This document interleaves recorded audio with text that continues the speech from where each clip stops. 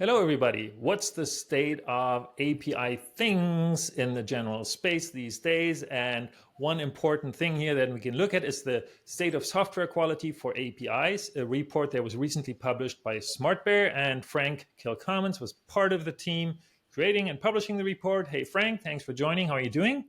Doing well, Eric. Thank you. Happy to be here. Yeah, thanks for taking the time. I'm really curious about the report because I think from looking at it, right, it seems to cover really like a nice run through the whole API lifecycle at what people are doing, what people seem to like, what people maybe see as problems. So can you give us a little overview maybe of the motivation for the report and then also what's covered in that report so that people know what to expect when they look at it?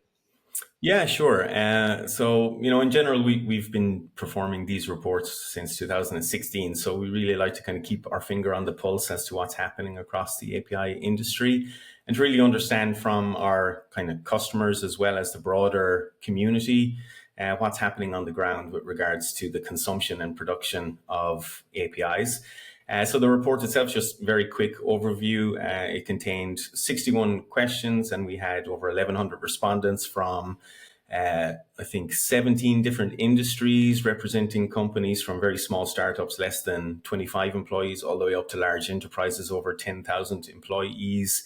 And we saw kind of the roles were very diverse. So over 24 different roles responded to the survey. So that means they're all engaging with APIs in some shape or form. So really it covers the whole API lifecycle. So the major kind of topics was looking at some of the development strategies, the tools, the technologies, the methodologies, what's important for API consumers, then switching a little bit to the provider side to understand, how testing and quality for APIs is working, what's being used for API documentation and design, and then looking a little bit ahead. So what are the future challenges or let's say future growth potential and what are the challenges that are perhaps preventing companies achieving those targets or those expectations with their APIs?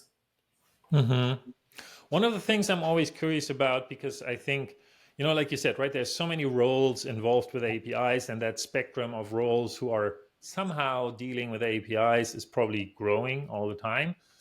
And the thing I'm curious about is what was your target population of people that you were sending that questionnaire to? So do you also have some people, let's say, from the not so technical space? Would it be more people from the business side who are looking into more, let's say, API product managers who are not really so much, I would say, deeply into the tooling, but still are very much in charge of actually delivering APIs in the end? Yeah, absolutely. So we had some healthy participation from product managers, product owners, both those who would regard themselves as API product owners, as well as more kind of digital solution owners or web application owners, business analysts, security folks, architects, as well as some executives as well, also participated in the survey. So always good to get kind of that higher level stakeholder view as to what's important. Yeah, no, that sounds like a good, I would say, like a good cross section of the people who are involved with APIs in some shape or form. So just as kind of as a teaser for the full report, because we don't want to go through all of it, it's pretty comprehensive, I would say. But let's just jump into one section that you find interesting, that gives maybe our viewers some insights into what's going on in the API space, maybe what people are struggling with a little bit, so that people can also learn a little bit about what maybe is a good thing to look at right now in the API space. Yeah, absolutely. So I spent quite a bit of time pretty deep in all of the data. But one of the things that kind of came out to made itself, let's say, aware to me when I was looking at the data is that there's a little bit of an execution gap, as I would put it. And by that, I mean an execution gap between uh, what API consumers regard as being important when it comes to an API that they would enjoy consuming and they would determine would allow them to be successful with the consumption and integration of that API. With regards to what's actually getting out at the end of that delivery pipeline from a provider perspective. So maybe I'll try to explain it a little bit. So when we look at kind of what are the success criteria from an API producer perspective, we see that performance is still the number one indicator for success. So having a highly performant API is resonating quite highly. What I thought was interesting is coming in at number two this year was usability and developer experience around the APIs. And that was especially important to the product manager persona or role in the report. Now, also when we look at, what would be regarded as important from a quality perspective, we were seeing that 3/4 of the survey group regarded API quality as being something that's either extremely or very important, and they were all very acutely aware of the impact of poor quality when it comes to an API. So it means that, well, one of the things that I thought was encouraging is they realized that poor quality impacts the efficiency of the provider team as well. So they understand that if they have a poor quality API, they're going to spend more time supporting the consumers. They're going to spend more time troubleshooting issues that are there. And that's going to hinder them from working on new capabilities and delivering new APIs, making their business more successful. So that was a good thing. It was great to see that awareness.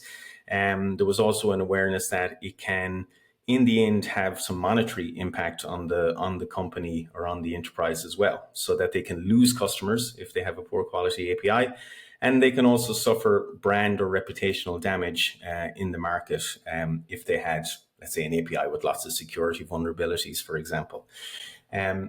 Now, maybe switching tack to look at what consumers regard as being important. So we see that ease of use of the API scored number one spot again. So 68% of the respondents said ease of use is the most important thing when it comes to an API, as well as having accurate and detailed documentation, and then all of the other kind of attributes that you would expect, like uptime and availability of the APIs and so forth. But ease of use and accurate and detailed documentation coming in.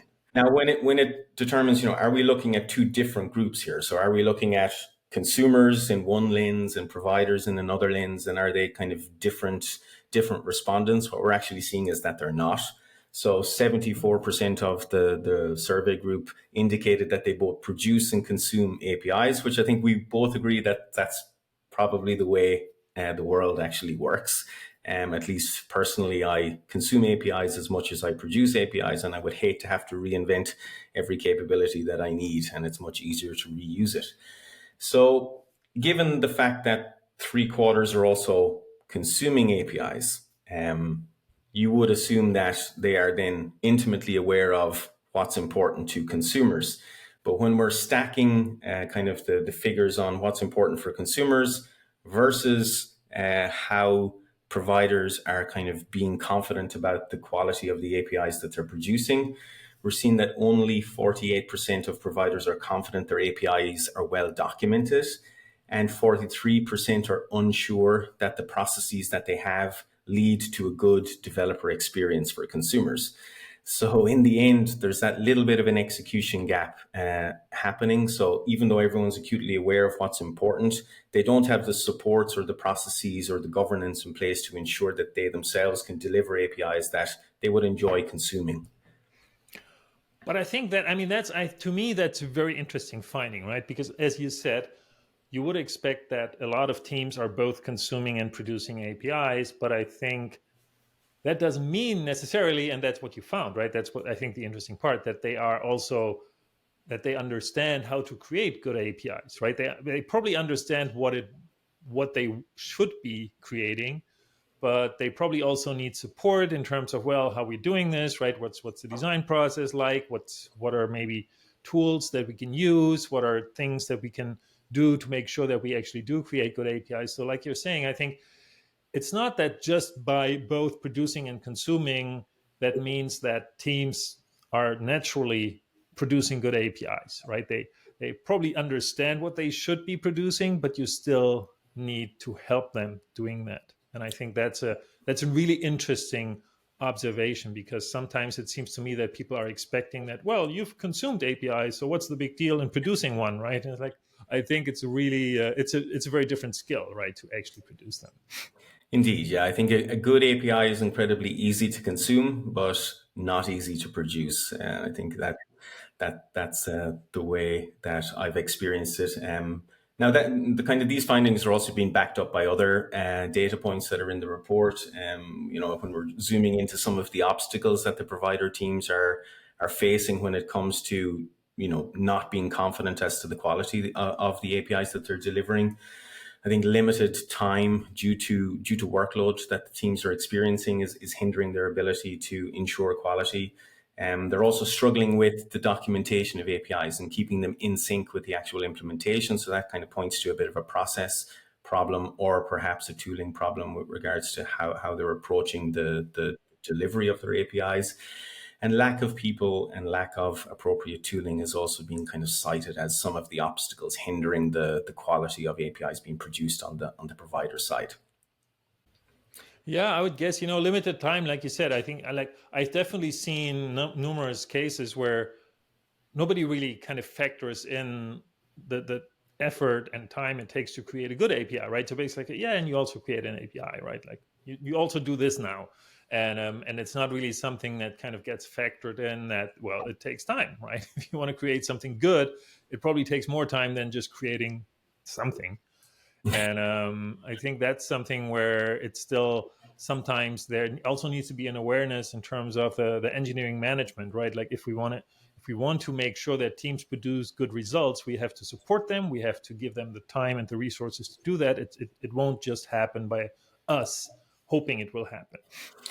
Correct. And I think the positive trend that I'm also seeing is when we asked the survey group what are some of the main challenges that they see in general across the API industry, they are kind of citing standardization and governance to support them delivering APIs as being the number one challenge that they want to see face. So again, that points back to at least a good thing that there is awareness there and that they need more supports or an easier mechanism to be able to deliver what we would kind of classify as being good quality APIs.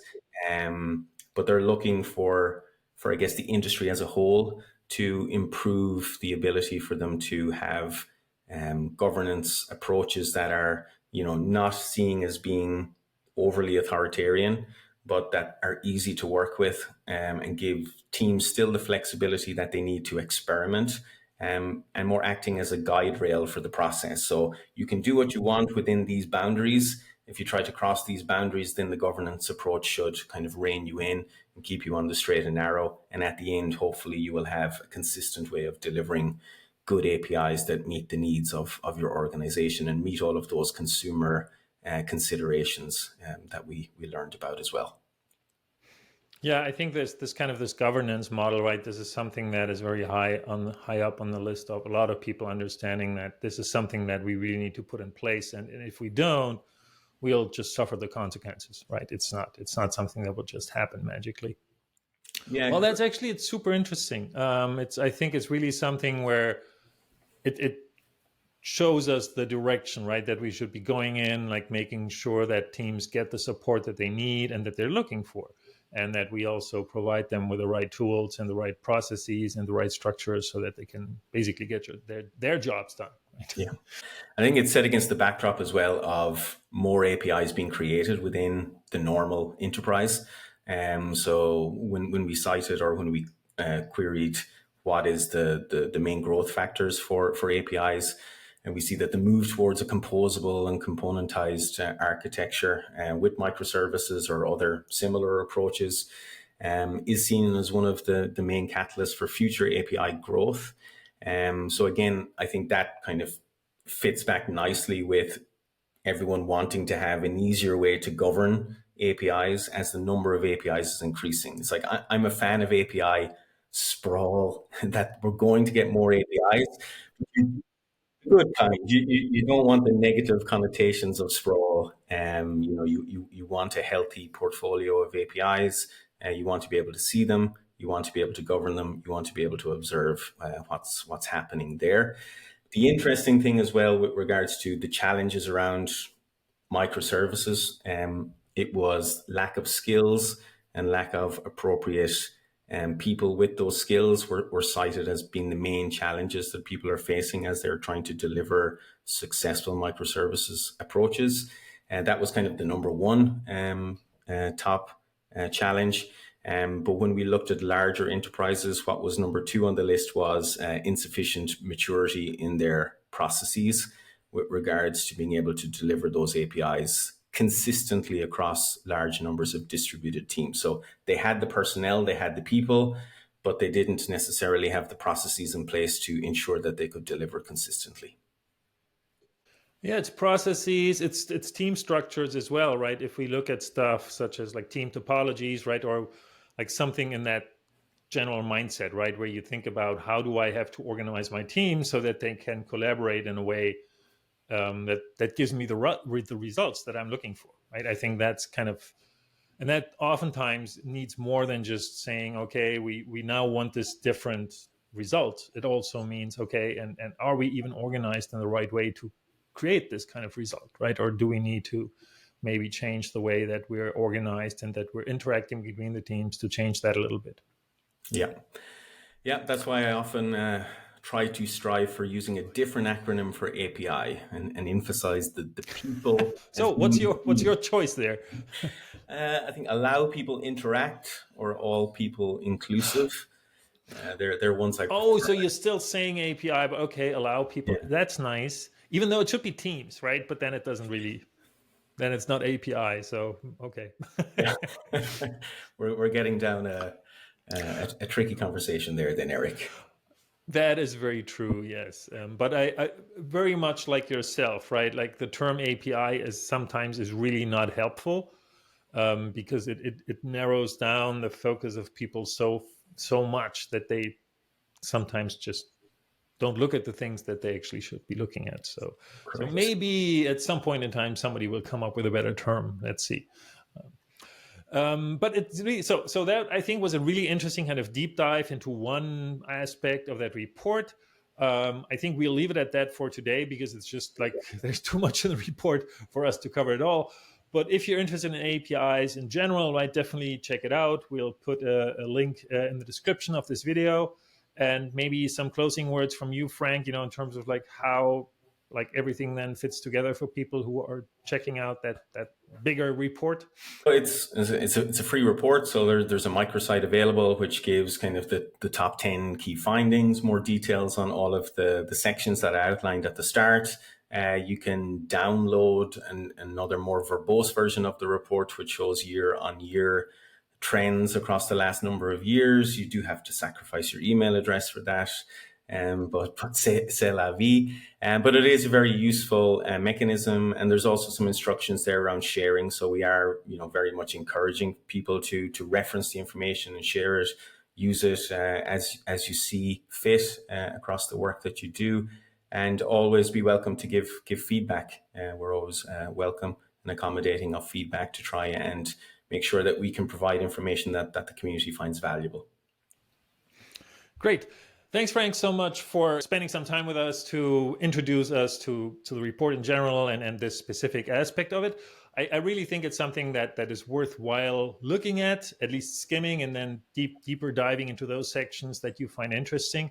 And with that, we're done for today. Thanks so much for joining, Frank. Very, very welcome, Eric. And thanks everybody for watching. If you liked it, please give it a thumbs up, consider subscribing. And with that, we're done for today. Thanks everybody and have a good one. Bye-bye. Bye.